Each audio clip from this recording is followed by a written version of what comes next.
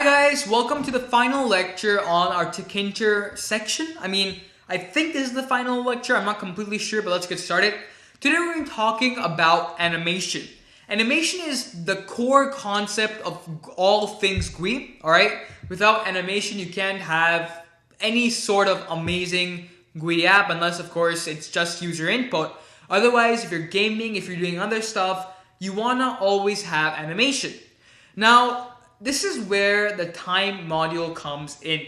Now, if you remember back in like section 5, 6, I'm not even sure what section it was, we talked about the time.sleep, right? And what did time.sleep do?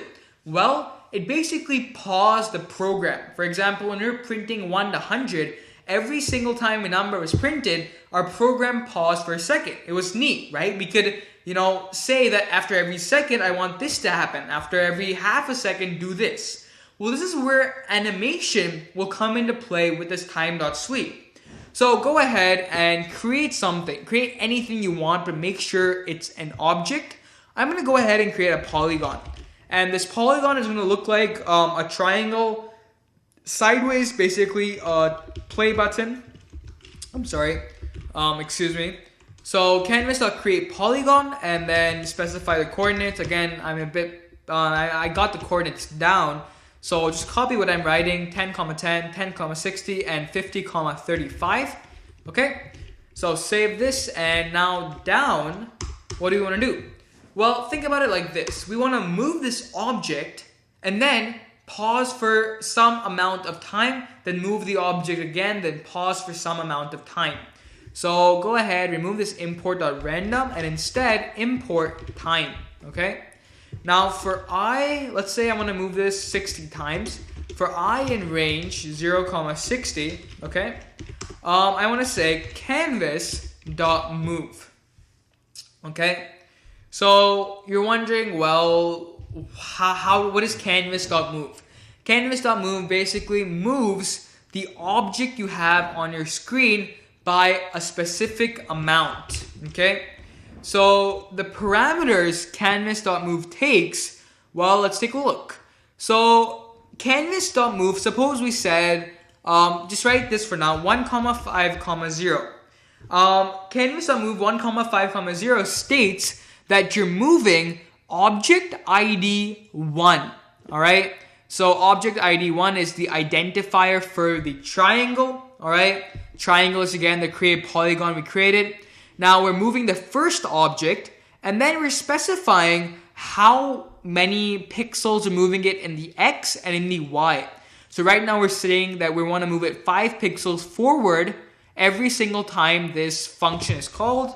Looks like I caught my spelling mistake. So for I in range 0, 60, canvas.move 1, 5, 0. Again, what is it doing? 1 specifies that it's the polygon. If you're wondering, well, we haven't specified any identifier. Well, the way this works is whichever shape you create first. For example, if I created a polygon and then a line, polygon will get the ID 1 and our line will get the ID 2. Okay? Canvas.move 1, 5, 0, moving it 5 pixels to the right each time. Then you have to call tk.update.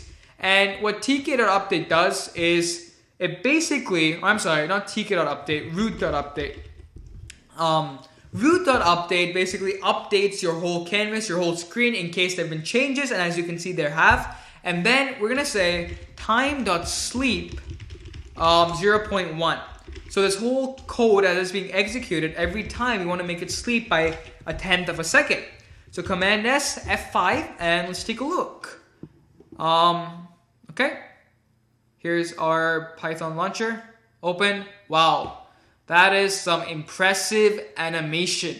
We have just made a triangle move off our screen. Yay! Nice job, guys. So if you didn't understand what's happening, go back to our code. Let's take a look. For I in range 0, 60, we're just saying 60 times. Move our canvas 5 pixels to the right. We're not really moving our canvas with the polygon, which has the identifier 1. We're then updating our screen and then making our program sleep by 1/10 of a second.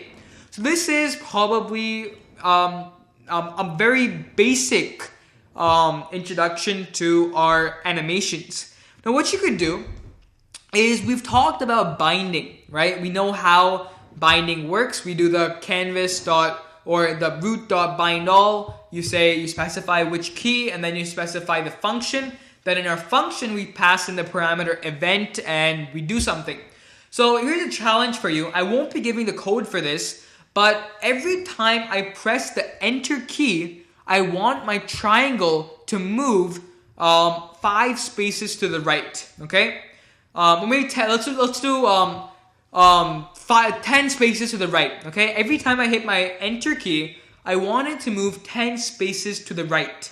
So hopefully you know what's happening. Again, go back to the key binding, understand what we did there. Maybe use some online resources. Again, we'll talk about this more in our gaming section, but if you can do this, fantastic.